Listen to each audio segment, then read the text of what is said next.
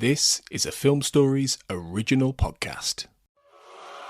Are you ready to sink your teeth into the dark, seductive world of vampires? If so, listen to the Vampire Videos podcast, hosted by me, Dan Owen. And me, Hugh McStay. We're exploring a century of blood-sucking cinema, from the iconic Count Dracula and chilling Nosferatu to the sparkling Edward Cullen and the brooding vampire Lestat. Every week, we're joined by passionate fans and experts sharing their insights and unravelling the enduring appeal of these mythical creatures. Whether you're a casual viewer or die-hard horror enthusiast, we've got something for everyone. From classic chills to modern masterpieces, we're exploring every dark corner of vampires on film and television, one bite at a time. So grab your crucifix and cloves of garlic, settle in, and join us on this bloodthirsty journey. Vampire Videos is also part of the Film Stories podcast network. Fantastic fun awaits, so subscribe now.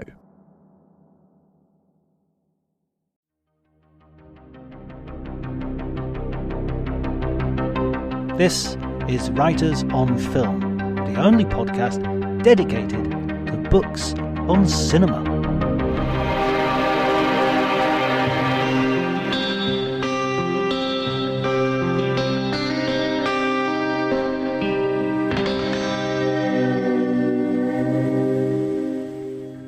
Hello everybody and welcome to Writers on Film. My name is John Bleasdale. I'm a writer and film critic, and today I'm delighted to be rejoined by an old friend of the podcast, Jem Duducu. Thank you for joining me, Jem. Hello again. Always a pleasure, John. We're talking about a new book, The History of the Western. Is that the right title? Well, yeah, Western or Western movie, publishers change it all the time. It's got cowboys on the front of it. Excellent. Cowboys in cowboy hats. And one of the first things that I've got to ask you about is cowboy hats, because that was a fact that sort of knocked me over, that most cowboys would not wear the sort of 10-gallon hat that we associate with them, the sort of wide-brimmed John Wayne hat, but instead would be wearing derbies, which were more commonly known in England as bowler hats. Is that true? Yeah, but it makes complete sense because they were designed for horse riding. So they got a brim to keep like the rain off you, but actually they're quite hard, so they act a bit like a crash helmet, whereas those other ones, the thing is, one fact I did not put in the book because I couldn't definitively prove it, but we talk about Westerns as being a genre, but it's actually a bit of history. It was a period of time that happened in America, and the fact I wanted to put in is I get the feeling I could probably get away with it, but it's the period of history that has been most presented in movies. Far more than the medieval era, far more than the Roman era. Probably number 2 would be the Romans, maybe number 3 would be samurai films from Japan. But it is interesting, and because of that, we might start nitpicking at like armor if it was a medieval movie, but we're so used to the Western sort of visual language that when we see photos of what it was actually like on the wild frontiers in 1880, it's like, well, they're doing it wrong. But no, that's what it's Hollywood that's been doing it wrong. But we love a good 10-gallon hat, don't we? We love a Winchester 73 and that tiny electric guitar that Ennio Morricone does magnificently in his Westerns. Of course, the electric guitar wouldn't be invented for another 80 years, but it fits. It absolutely fits the image. This is getting to the heart of it straight away. Let's do this straight away. The definition of a Western, because from here, all things will spring. We'll talk about neo-Westerns, we can talk about classical Westerns, we can talk about revisionist Westerns, but at its heart, what is a Western? Well, funnily enough, I put that in the first chapter, and the answer is, you know it when you see it, because almost any rule you want to set, it's then broken by another movie. I mean, the classic one being, a lot of people say it's from like the 1850s to 1899. And then, sadly, this week, we've lost Robert Redford, one of the biggest grossing, one of the most well-respected, Oscar-winning Westerns of all time is Butch Cassidy and Kid. That's set in the early 1900s, so we're in the wrong era. And of course, half of it is set in South America. So it ain't on the wild frontier, but it's definitely a Western. So it's one of these things where you know it when you see it. And another one I throw in there is something like Last of the Mohicans. you know, you got shootouts, you got Native Americans, we're in the sort of like the wild frontier, but it's more musket play and redcoats, and it's like, does that count? Or indeed Leonardo DiCaprio's movie The Revenant as well. You know, that's sort of a Western, but nobody ever called it that at the time because nobody's wearing a 10-gallon hat and got a 6-shooter. In other words, there are certain rules, a certain period of history, a certain geographical place, but those are not necessarily as important as some of the other generic signifiers, the costumes, I mean, also the narrative themes to some degree. You list a certain number of sort of plot types, which you know, the small town and the marshal has to, the high noon plot, if you like. Yeah. A stranger comes to town, a fistful of dollars, high plains drifter. I mean, there was a book I read once about narrative generally that said every story can basically be broken down into two types, which one is a stranger comes to town and the other is you go on an adventure. You know, it's like one of those two. There's a flawed book by Christopher Booker called The 7 Basic Plots. And he basically says we're just telling the same 7 stories over and over again.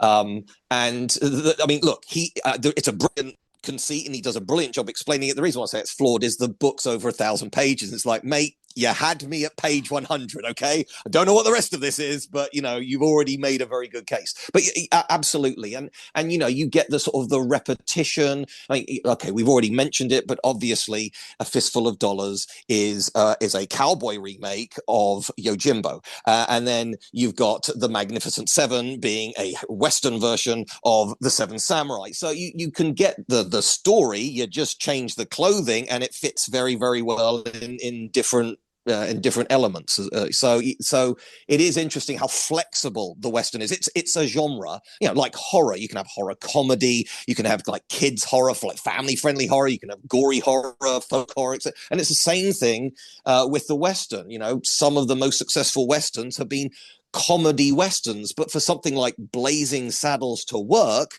you had to have seen a few cowboy movies before Blazing Saddles, or you don't get the setups that it's kind of riffing off. And you know, relatively recently you got Bone Tomahawk, which a lot of people like, very cult movie, but is flat out a gory horror Western. Kurt Russell obviously being fabulous in that one. So you can have art house, you can have, you know, action, war as well. That it is interesting seeing when is it a war movie and when is it a Western? Because if you've got the US cavalry fighting the Apache Nation and their, you know, their actual warriors, are two military units fighting. So is that a cowboy movie or is this a war film?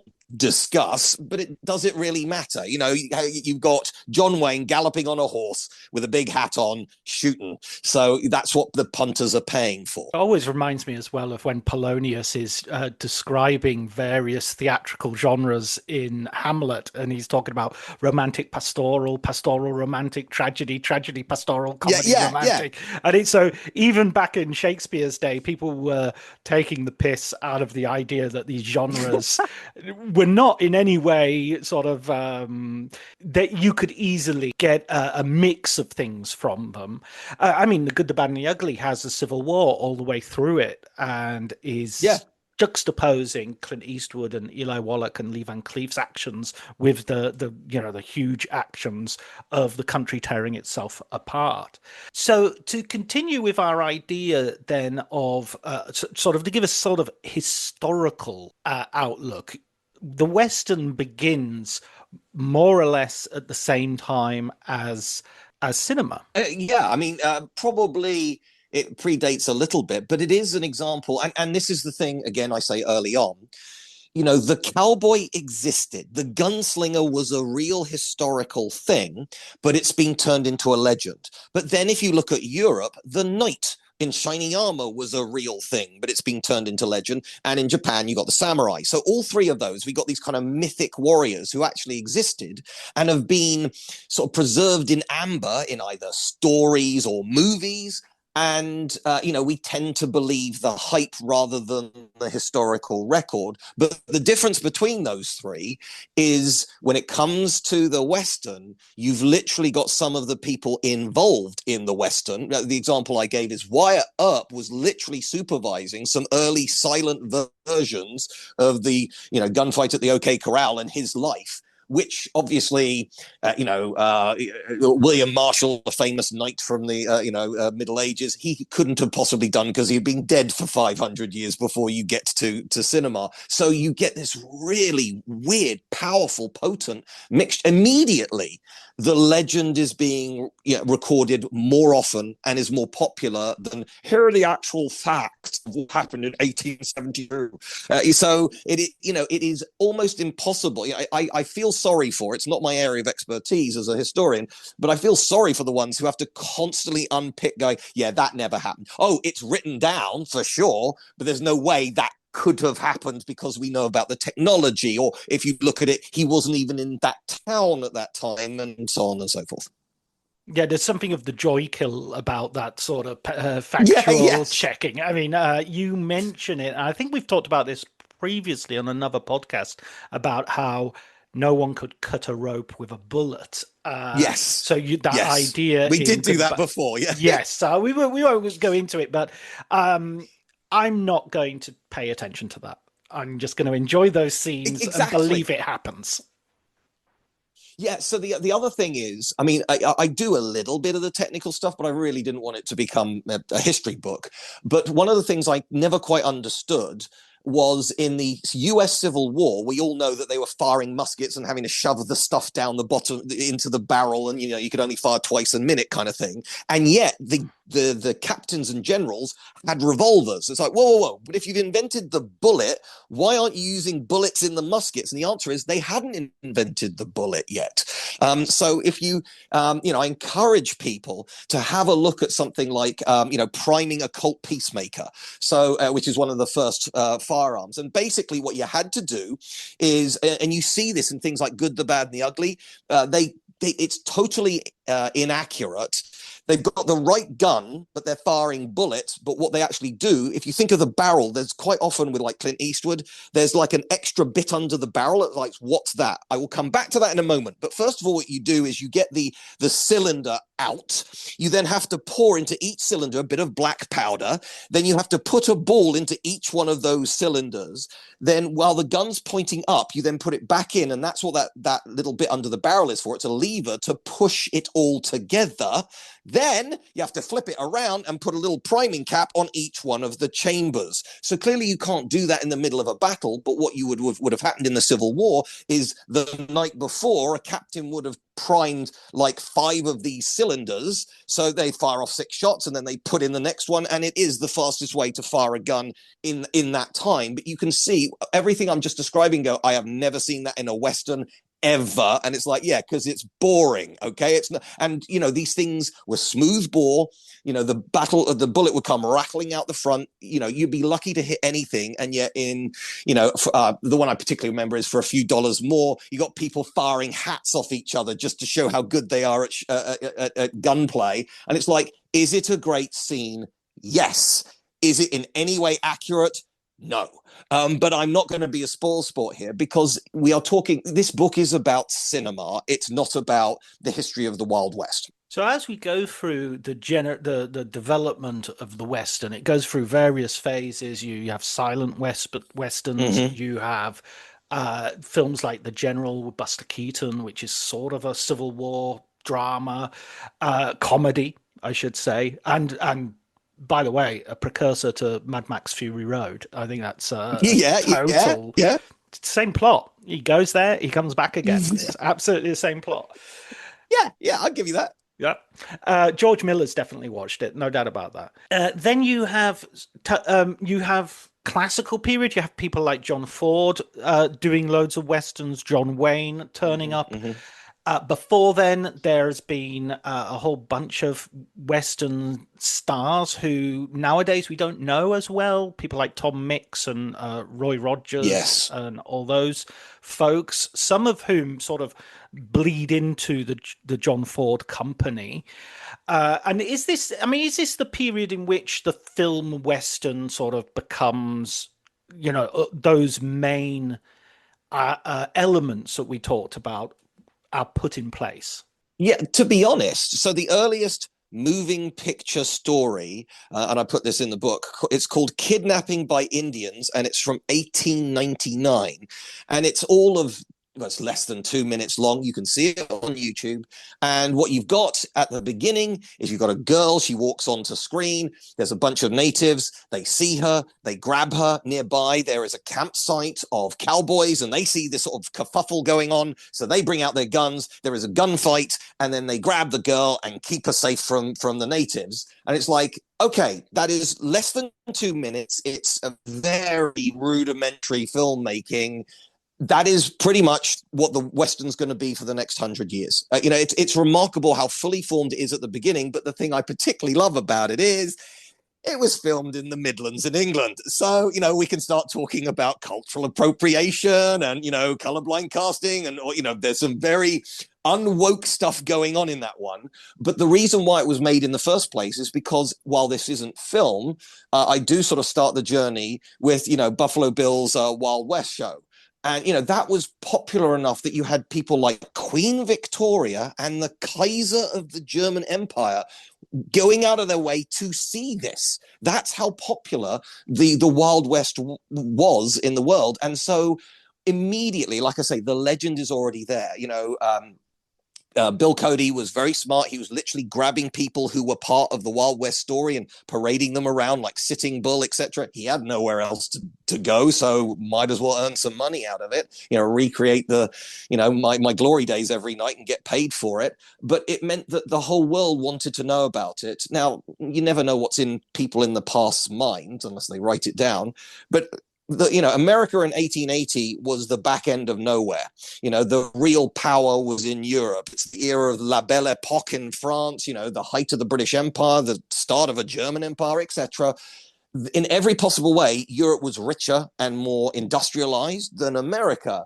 But they knew what industrial squalor was. Why not read a book or go to a show where they can hear about brave men in the frontier? It was romance. It was, if you like, getting back to your roots sort of thing. Nobody was really living in the forest in 1880 in Britain anymore. So it was a version of Robin Hood with 6-shooters, and it was absolutely lapped up. And that's preserved in it. So pretty much from the very beginning, what is a Western is there, and you can recognize it. Perhaps the first proper Western is what people tend to refer to the Great Train Robbery of 1903. But as I make the point, that was filmed while the real Butch Cassidy and Sundance Kid were actually robbing trains. How historically accurate is it?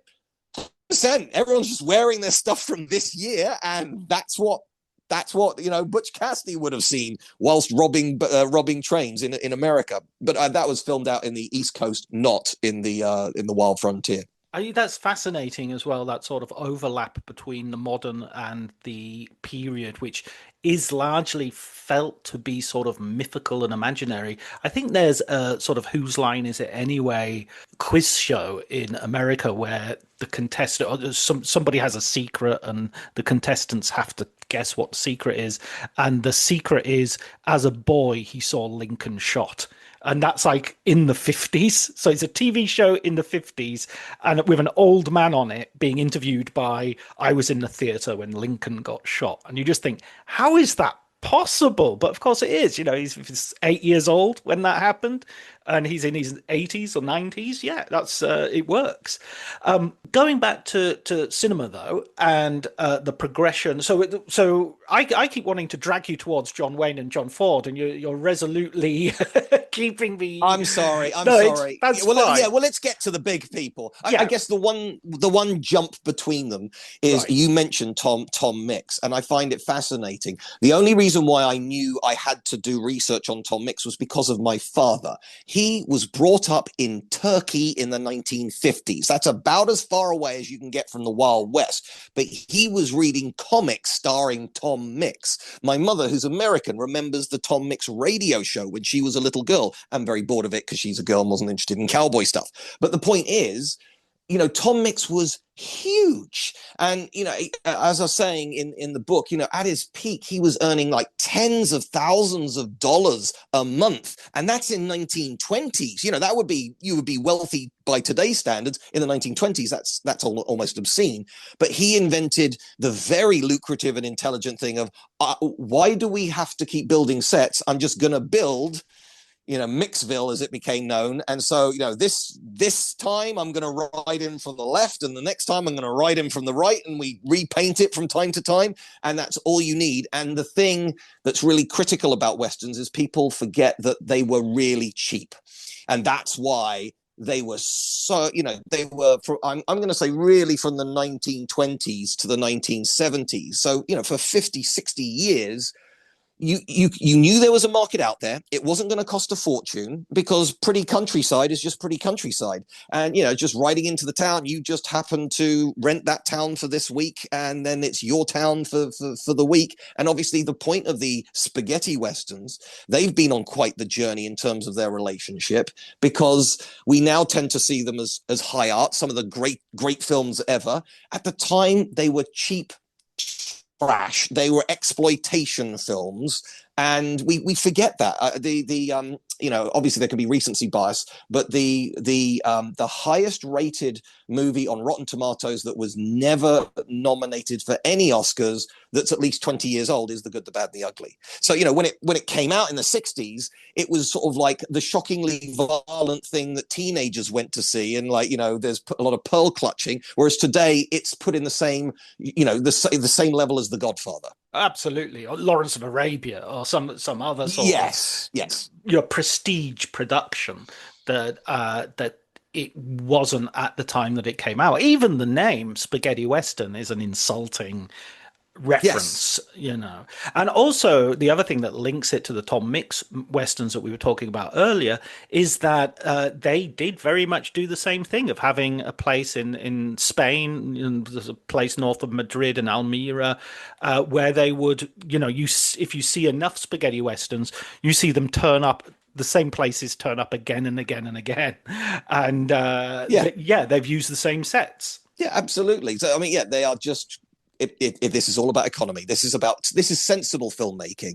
It's a little bit like by comparison, this summer I enjoyed the most recent Mission Impossible movie, but considering none of them have done better than $700 million worldwide, why did you spend $400 million on this one?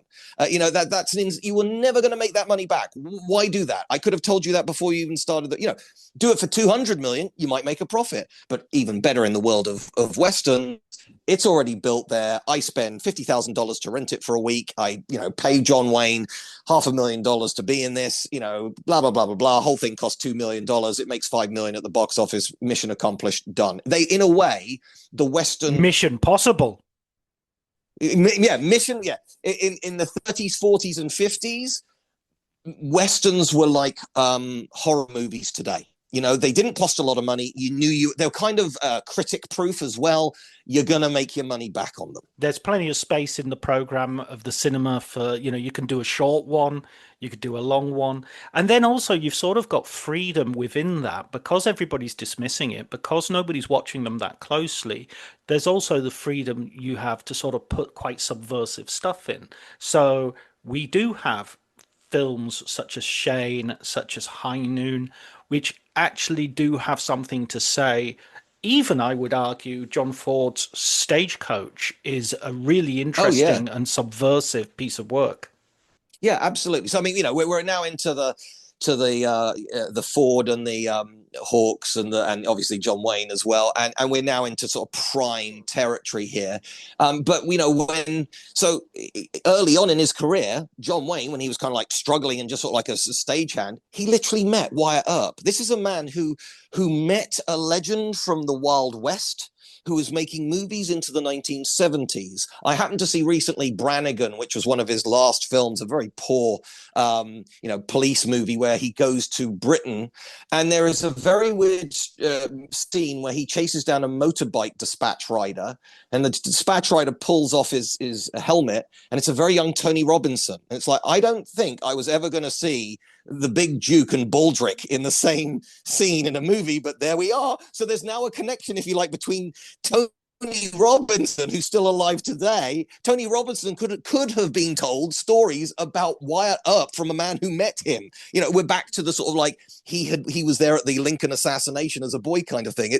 It does show you how recent this history is and how immediately it was subsumed by Hollywood, and I'm going to say in a good way. If America is going to start messing around with history, mess around with your own history. So have at it. Fill your boots.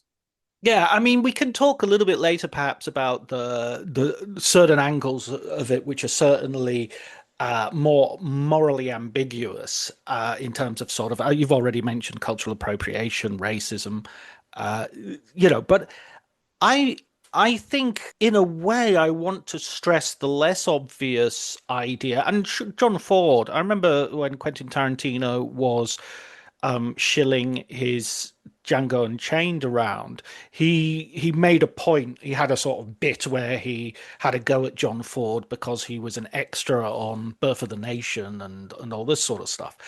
And I think, yeah, that's true. Fair enough, I guess. But John Ford's films have very complex relationships with race. They're not, Sergeant Rutledge, for instance, is a film with Woody Strode as a black lead, and it's courtroom drama. Again, somewhat open to argument whether it's a Western at all in some ways. The Searchers has a very complicated relationship to race. Absolutely. Even a Stagecoach that we've just been talking about has a relationship to race which is interesting. I mean, these are films in which Indians tend to get shot, tend to be the so-called villains. There is also a sense that they are fighting for something that is understandable, and so they're not sort of necessarily nameless or faceless in that sense.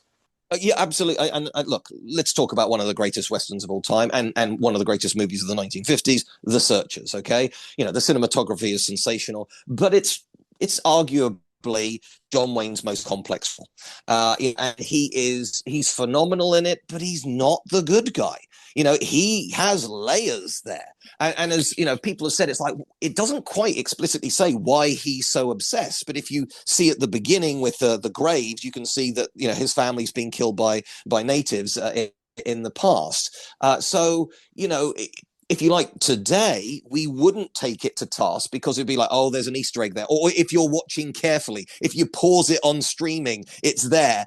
Whereas, we're now talking about the 1950s, and there was an assumption of you either go with this or you've got to be paying attention to the stuff in the background. Very, very modern filmmaking there.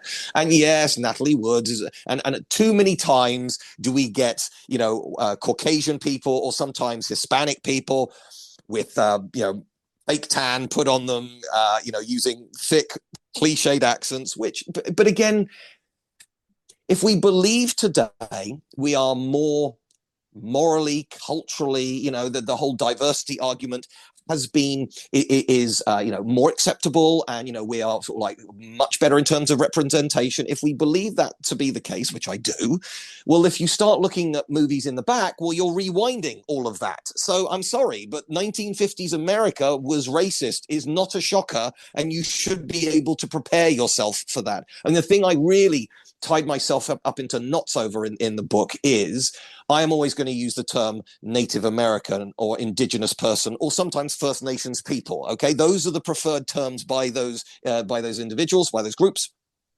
However, it is literally in law that they live on an Indian territory.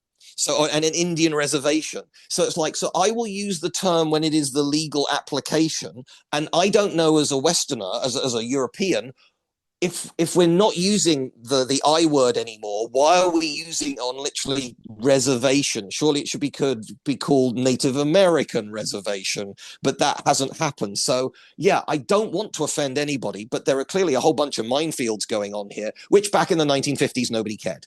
But you are getting something that is certainly suddenly holding up much more of a microscope to, it isn't as simple as white guys versus red guys, goody baddie kind of thing. And also, obsession is never a good thing. And, it's brilliant that when he finally gets, his niece back again, she's been indoctrinated, for want of a better phrase. And this is loosely based on some real history. There is this, I think sometimes this willingness to say that the native people were absolutely annihilated. Absolutely. As I say in the book, at best, it's ethnic cleansing. At worst, it's genocide. But that's not to say they weren't without agency. There weren't times when there were, settlers massacred. There were times when the Seventh Army got massacred. There were moments of agency. These weren't just vegetarian peaceniks. They fought against each other. There was slavery in their culture. So it is more complicated than that. And The Searchers is absolutely a first interesting step in that direction. And that's only, I'm doing the maths here, that's less than 30 years from the very, very first sound movie. It's only, it's about 15 years from when we start getting color movies. And so, this is really quite cutting edge in the 1950s. And I think it does get respect. But again, I've got kids. I know you do too. I've made them watch some movies, some Westerns, and they like them. But let's be honest, your average 20-year-old today is not going, I want to watch a Western. Unless they're really into their film, it's a whole genre that's kind of faded away, and people will happily pick at the racism, sexism, etc., rather than go, is it a good film of its time? I was really talking a long time there, John. I'm sorry. No, you're my guest. You are my guest. I prefer my guest to speak more than me. That's a core element of this podcast, and I love it. And I love listening to you because you know your stuff.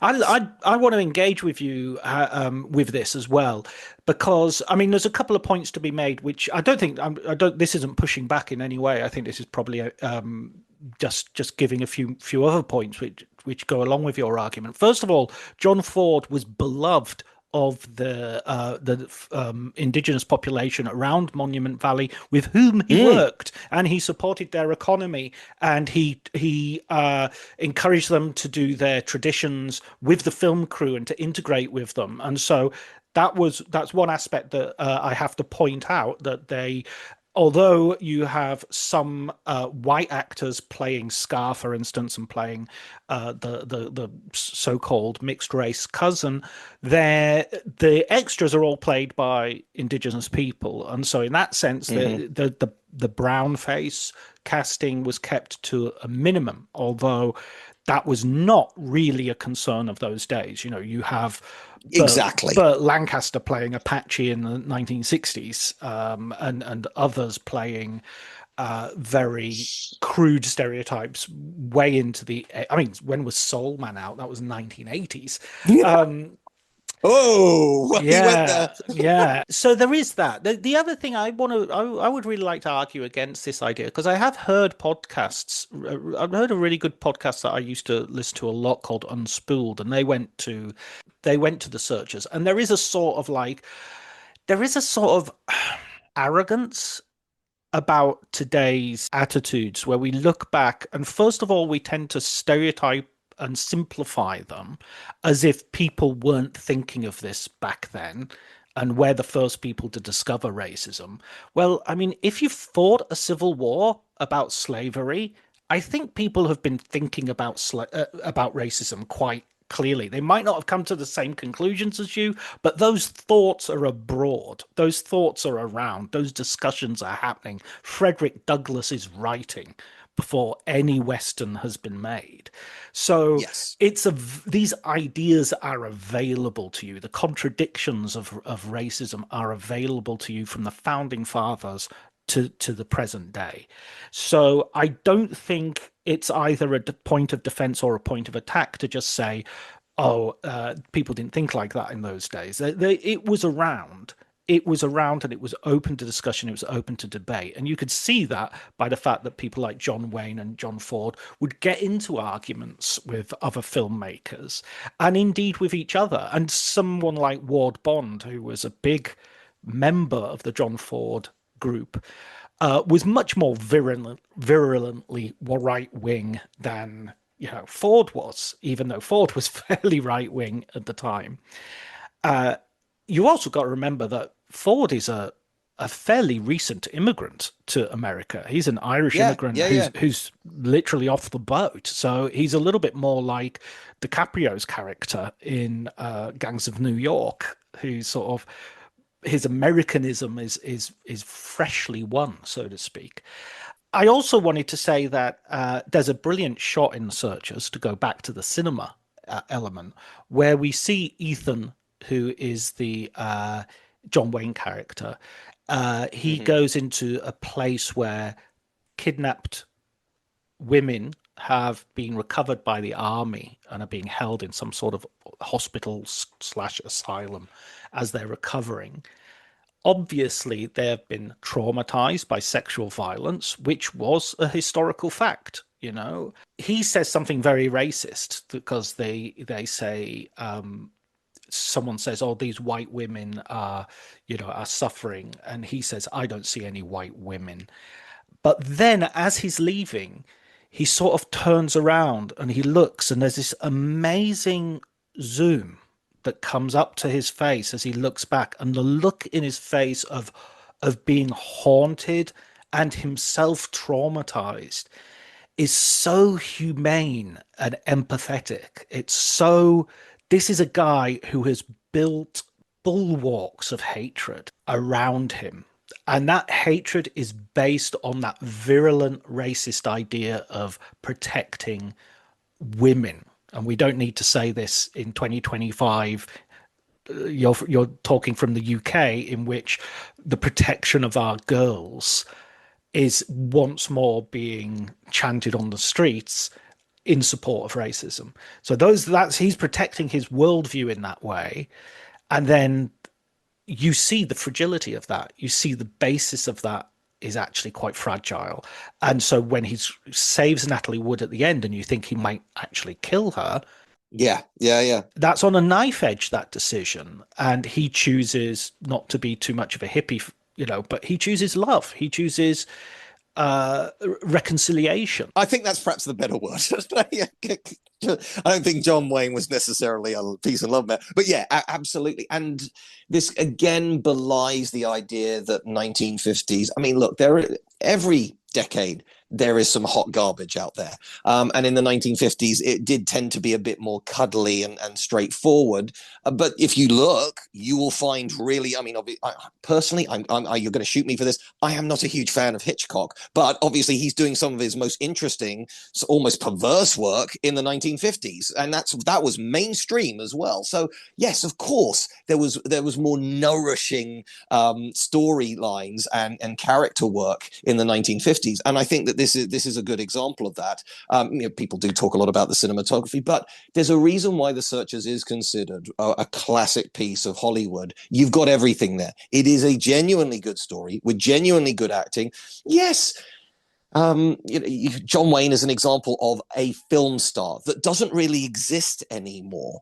But you had your Robert Mitchums, the Cary Grants, all these they sort of like these very patriarchal people, and you're paying to see them be the same person in a different situation. I guess Schwarzenegger could have been one of the last people like that. Anytime he wasn't just like the muscle-bound killing machine, the movie didn't tend to do as well. But if he's a muscle-bound killing machine, but with children, then Kindergarten Cop does well, or Predator, or whatever. And so it's the same thing here. And so you got to admire John Wayne taking that the cowboy, the guy who would rather sleep with his horse than with a woman kind of thing. But he's adding these extra layers of potential fragility, racism. He is not an instantly likable character as he is in, Rio Grande or She Took War Yellow Ribbon or whatever.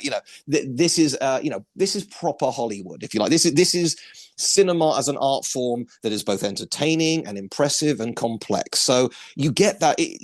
There is the term for Westerns, horse puncher. And it's like, yeah, a lot of them are, but this isn't one of those. Excellent, true. And let's talk about somebody who is and has been a movie star of that caliber and is often seen as the rival to John Wayne for whatever the cowboy hat version of a crown is. Clint Eastwood. Yeah, Clint Eastwood, discuss. I mean, obviously, there's the great fact that you can say that even though he did, I think it was 10 Westerns, he never shot a Native American in any of them. He is still making movies. That is the insane thing. John Wayne did actually win an Oscar for Best Actor, but he's certainly never even been nominated for Best Director. Eastwood has won 2 Best Director Oscars, and he's never even won it for being in front of the screen. And not all of his westerns are great. Hang 'em High, Robert Redford as well, by the way. Robert Redford won an Oscar for Ordinary People, and he was only nominated as an actor for The Sting, which is not by any stretch of the imagination his best role. No, I absolutely agree. And isn't it interesting how you got these, Redford sadly, just passed away, but, you've got these people who are pillars of Hollywood, and yet they owe a lot of their debt of gratitude to the Western, which everybody's looking down on. I actually found, doing the research on the spaghetti Western trilogy, the Dollars trilogy, kind of hard. And it then dawned on me what happened was, they got released in the year of production in the rest of the world, but it took years to get them released in America. So from the point of view of Americans, they'd probably seen Clint Eastwood in 3 rather impressive Westerns and then saw Where Eagles Dare. And it's just like, oh yeah, he's still making exciting action movies. Whereas to the rest of us, it's sort of like, no, those films came out years ago and he's evolved into Richard Burton awesomeness, shooting Germans. So one of your colleagues did one. It was the person who wrote, or interviewees, I should say, who wrote the book about Eastwood, and then just Sean Levy. Where Eagles Dare is beloved in Britain, barely known in America. It's a Sunday afternoon classic, which of course, as a good parent, I brought my boys up with. But anyway, Eastwood, I've recently seen, it's not a Western, but The Gauntlet. There's an example of a movie that people don't talk about with Eastwood. He was able to do really interesting, movies like Play Misty for me, if we're sort of going back, or, Bridges of Madison County, or Unforgiven, or Pale Rider. These are really interesting films, but also he can do one with orangutans as well. So I think he is sort of, people forget how interesting he is in terms of finding projects. That doesn't mean everything works. The man's in his 90s still making movies, and interesting movies. I think Juror Number 2 is probably one of his best he's done for years. And it was a real shame that for some reason in America, they decided to put it on, Max rather than release it, because I think people would have gone to see that. Every person I've shown that movie, they're going, that's really good. And yeah, it's been a long time since we've seen. Interestingly, the courtroom drama is a bit like the Western. Go back to the 1990s, those would do very well in the cinema. Today, you're going to see them on TV, basically. It's a Netflix mini-series sort of thing, rather than, everybody's queuing around the block to see the next courtroom drama or Western. I think that's a couple of things I wanted to come back to, actually. The spaghetti westerns, the reason they're delayed, of course, is because of a court case with Akira Kurosawa claiming quite rightly that Yojimbo is the precedent for Fistful of Dollars. One thing you said earlier was, that you have these remakes of these samurai films. Magnificent Seven is another example. But what isn't noticed as much is that Kurosawa was a big fan of westerns, so he was also, before he makes Yojimbo, before he makes Seven Samurai, he's thinking, I want to make westerns, but with samurais. So there's much more sort of cross-fertilization which is happening than simply American directors suddenly falling in love with Kira Kurosawa's films. Although, why shouldn't they? They're amazing. Exactly. And it is interesting that, I don't think I put this in the book because I didn't want to go too much into you'll occasionally see on things like Twitter or whatever, it's like, what's your favorite Western? And somebody puts on the Seven Samurai. It's like, oh, bravo, but that's clearly not a Western, is it? Anyway, but, Kurosawa has got into trouble with film critics in Japan for being too Western. So we find them accessible and we get it, but that getting it is sort of like offensive to purists in Japan. But it does show you the international language that is. I stumbled across Dersu Uzula. You've got Akira Kurosawa in the Soviet Union making a Russian movie. It's like, okay, fine. And then you've got, proudly, you got like George Lucas and Coppola in front of Kagemusha as well. It's like, because they grew up on the stuff, so they're going to give him money to make another great samurai film. There is this wonderful cross-breeding going on there. And then back to Eastwood, he knew that this was based on Yojimbo and was specifically told, tone it down.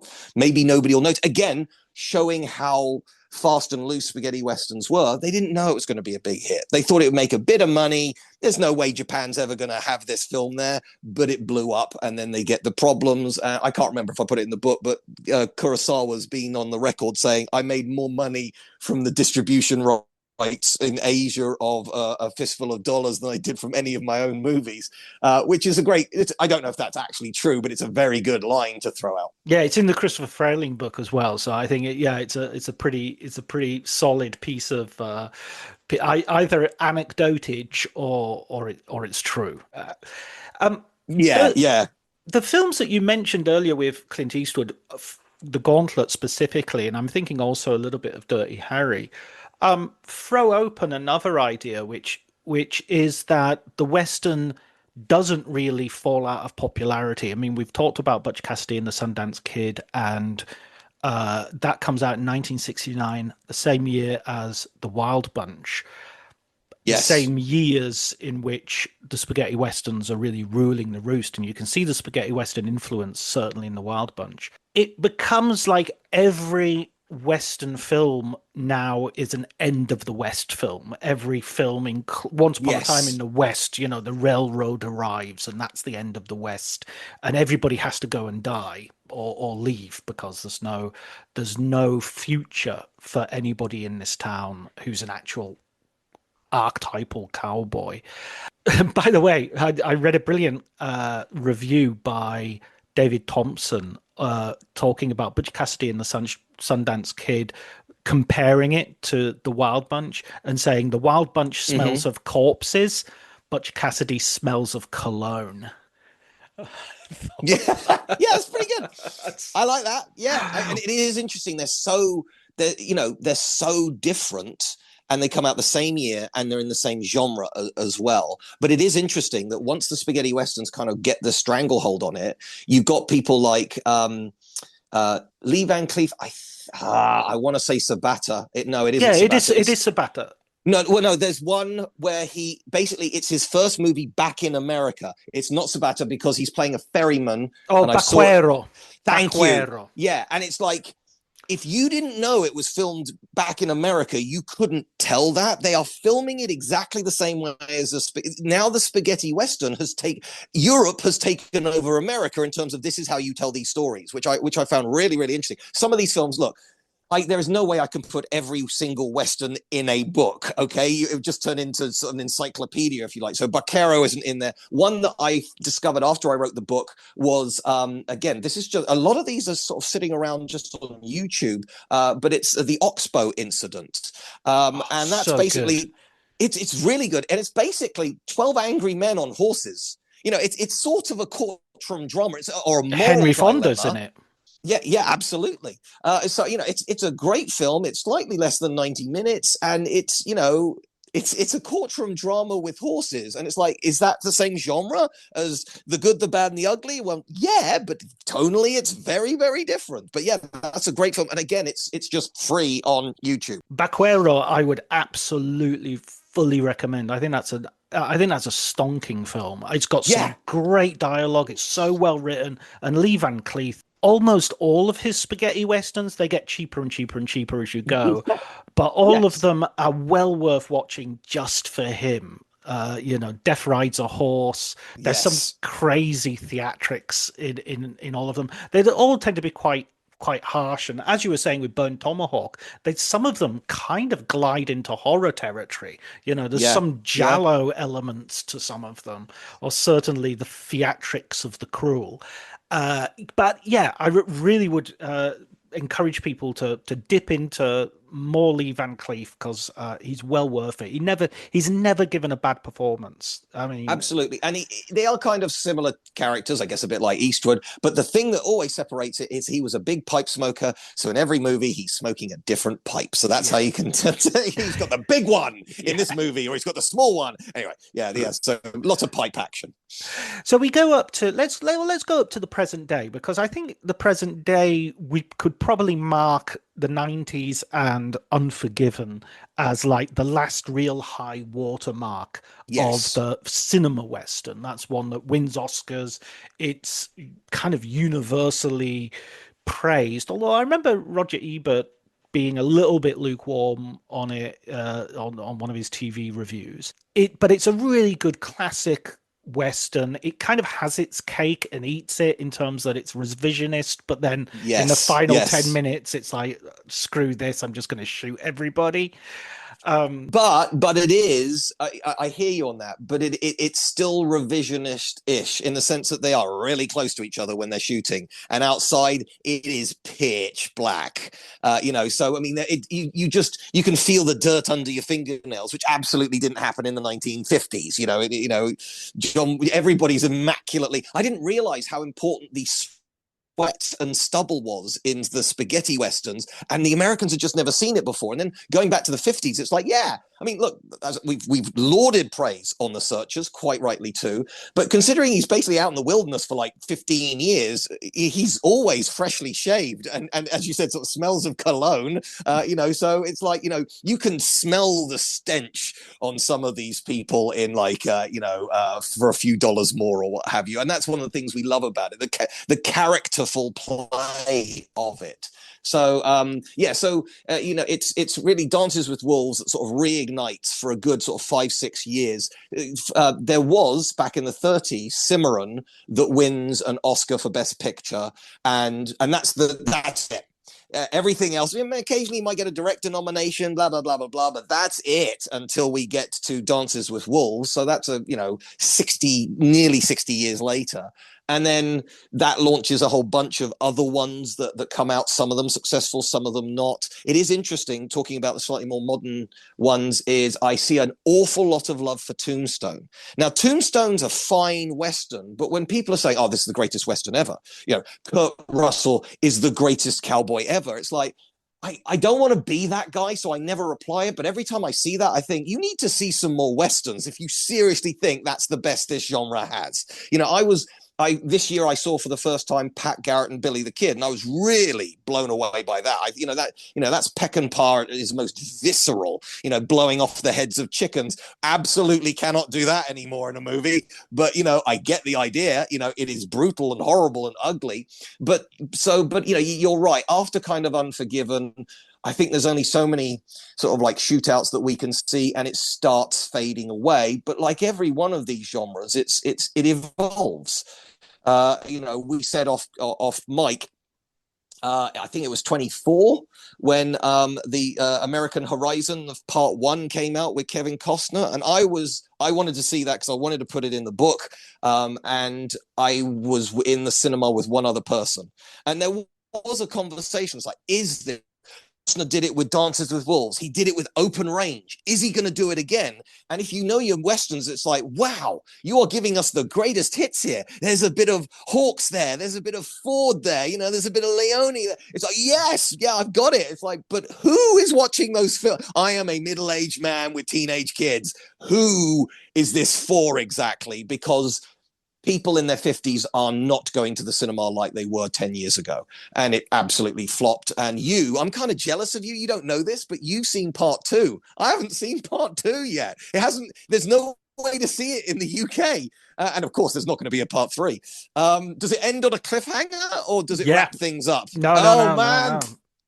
It ends looking for. I mean, it ends with another looking forward to parts 3 and 4. So okay. they have shot something. So there is some. There is obviously a story that is continuing. They obviously have the scripts written. It's just they're commercially don't seem to be viable. But the thing is, I'm a little bit against this idea of forecasting whether a film will do well out by examining the audience. Because if you were around in 1998, 1999, 2000, and you were trying to sell a movie about the Roman era and gladiators and things like that, people would say, well, actually, let's do Dances with Wolves. You're right. Dances with Wolves shouldn't have worked at all. And they found it very hard to get the funding for that, and then it blows the doors off. You're right, but also I so can't go into all of this, but my wife works in theatre fundraising, and literally on Friday she was in a meeting with some heads of theatres talking about risk mitigation. And the thing is, if you're going to do a very niche topic by a new director, by a new cast, and a whole bunch of nobody knows who wrote it. It's a rather niche topic. Nobody knows the cast and nobody knows the director. I think it's safe to say only a miracle will make this make money. However, you could do all of those things, but if you then have Idris Elba as the main character, people will come. So you don't have to change much to kind of make things happen. And I guess the thing with Dances with Wolves is, Kevin Costner in the late 80s was beginning to get heat. So possibly that might have helped him there. And then if you're saying about Gladiator, you're right. But also Ridley Scott hadn't had a bad 90s. So, he could sort of put stuff together. Again, he had a great 90s. G.I. Jane, White Squall. But it made money. These things 1492 didn't. No, it didn't, and White Squall didn't either. But G.I. Jane, despite the risible reviews, I haven't seen it since the 90s. Have you? No. Viggo Mortensen's in it as well. Yeah, he is. So anyway. So look, you're never quite sure, but sometimes you can mitigate things a little bit. And if you keep getting flop after flop, I guess it's a little bit like the other obvious genre to talk about is superhero movies, because prior to COVID, even really average ones could make a ton of money. Nowadays, yeah, they still can, but they've got to hit the audience. Nobody wanted to see Ant-Man 3 Quantumania. It cost an obscene amount of money.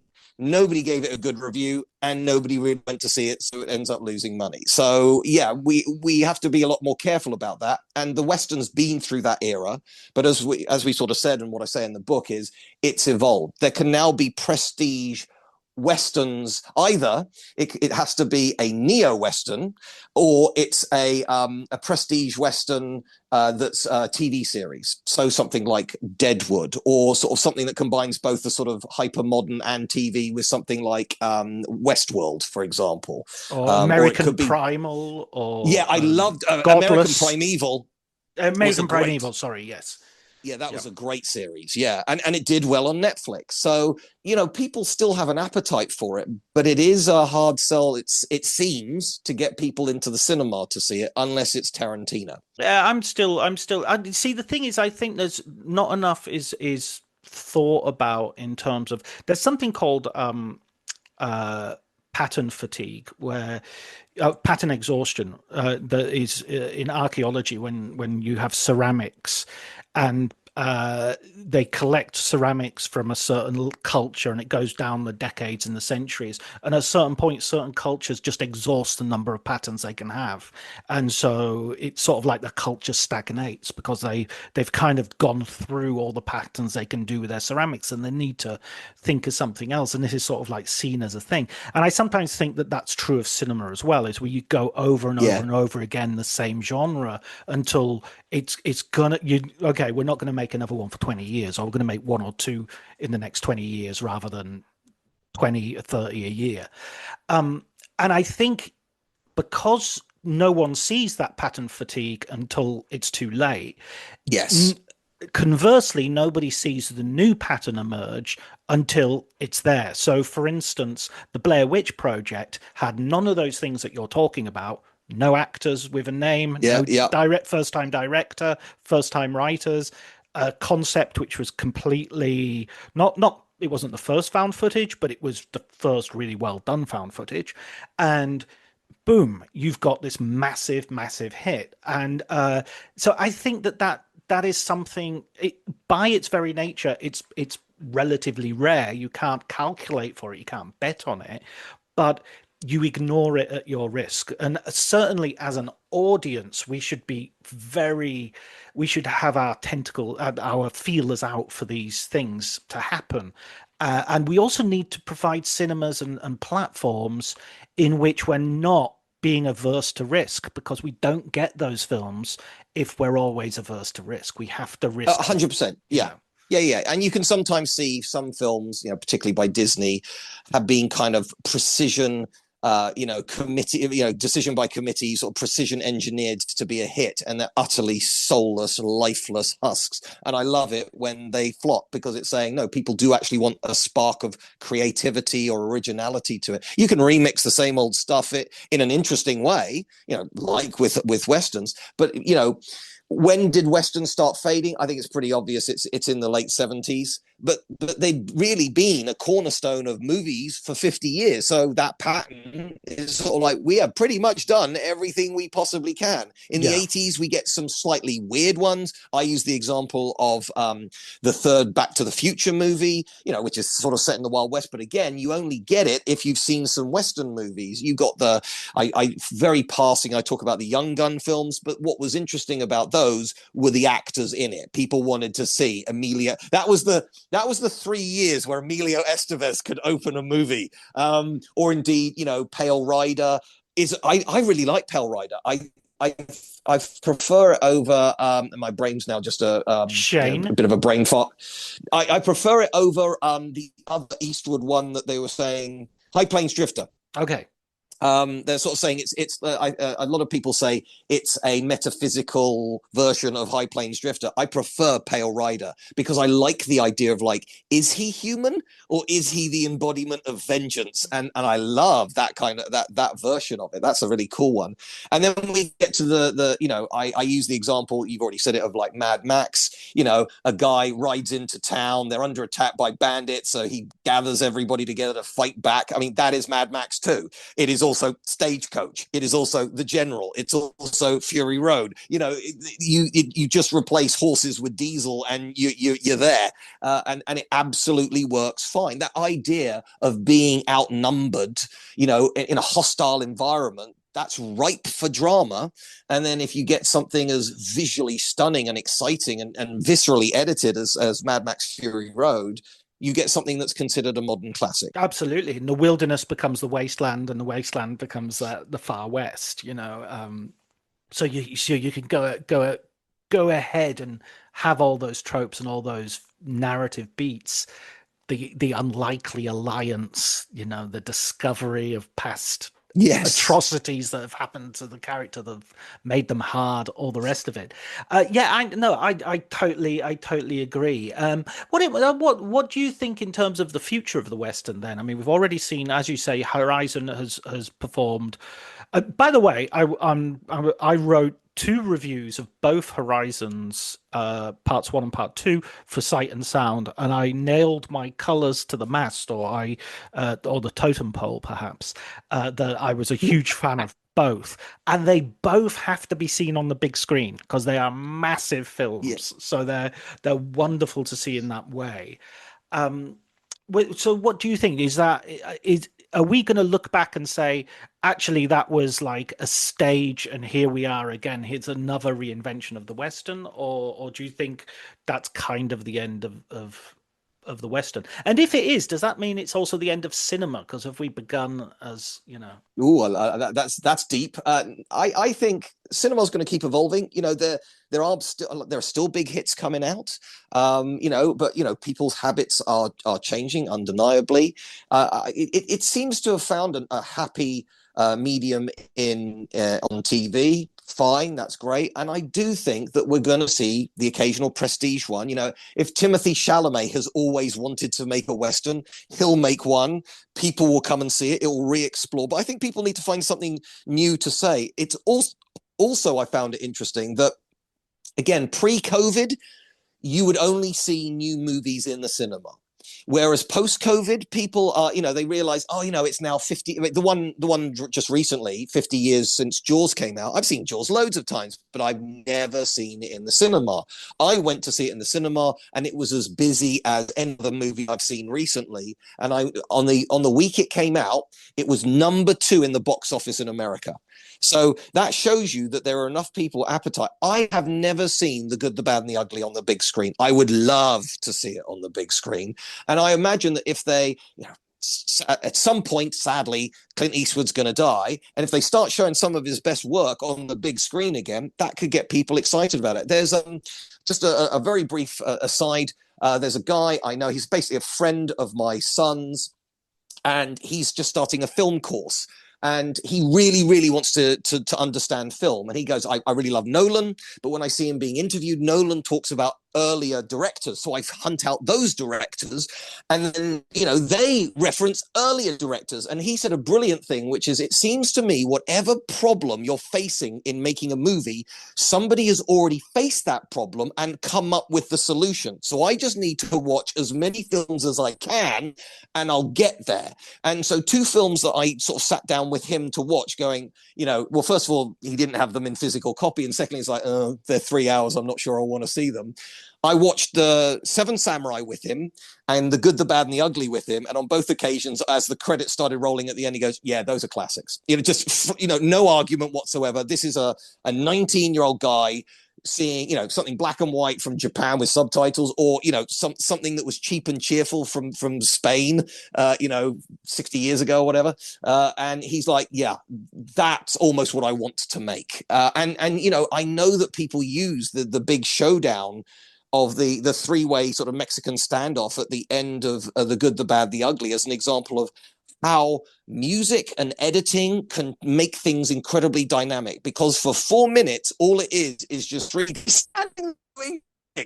But because of Morricone and because of the editing and the very slow zoom up to the eyes, it is some of the most exciting cinema of nothing happening ever made. And I miss that kind of stuff. You know, you sometimes get, you know, a Villeneuve creating a visual treat for us. You know, well done on the Dune movies, by the way. No, they're not Westerns, even though there's lots of sand. That's a hard sell. But that kind of, that playfulness with the camera, the sort of like, we are doing high opera here. You know, I think sometimes people have come from TV or Netflix streaming, and their vision is very precise. It's technically competent, but it lacks that kind of theater, for want of a better word, that some of the very, very best Westerns. I'm going to say Leone's the best Western director around. So apologies to Hawks and Ford and others. You know, you're good. You're very, very good. But there's just something about his, I think, the sort of like the sheer scale and the visceral nature of it. He's the one person who can combine the blood and guts with the just the sheer imagery of a Western, which is ironic for an Italian filming in Spain. Yeah, he's at the same time grandiose and pithy. There's an amazing, it's an amazing combination to be, you know, when you have 6 minutes of 3 cowboys waiting for you know, 3 gunmen waiting for a train, and and you're absolutely rooted to it. And by the way, you mentioned there's no sound, there's no score in that opening 6 minutes, and it's not true. Ennio Morricone scored it. It scored the buzzing of the fly, the creaking, the telegraph. All of that is Ennio Morricone. All of that is Ennio Morricone. Okay. And because Morricone, he could be the sort of Mantovani plush sort of string meister, which you have it in Once Upon a Time in the West in full evidence. But he could also be, and this is less, you hear it in his soundtracks. You hear it on the Mission soundtrack, for instance. You hear it in the desert theme in Good, the Bad, and the Ugly. He was also a modernist who wanted to experiment with music and wanted to break through music. He was a crazy guy because he was a brilliant melodist. He knew how to write an amazing melody, but he hated melodies because he thought it was easy and sentimental, and he wanted to do stuff which pushed the boundaries.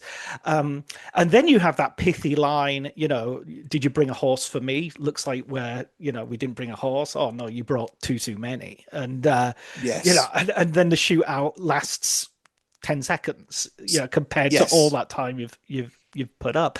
I mean, I would come back with talking to your friend and how to make films and what perhaps people are lacking, directors are lacking, especially someone like Villeneuve, who is someone I admire and sort of get equally frustrated with, is that and Zack Snyder is another one.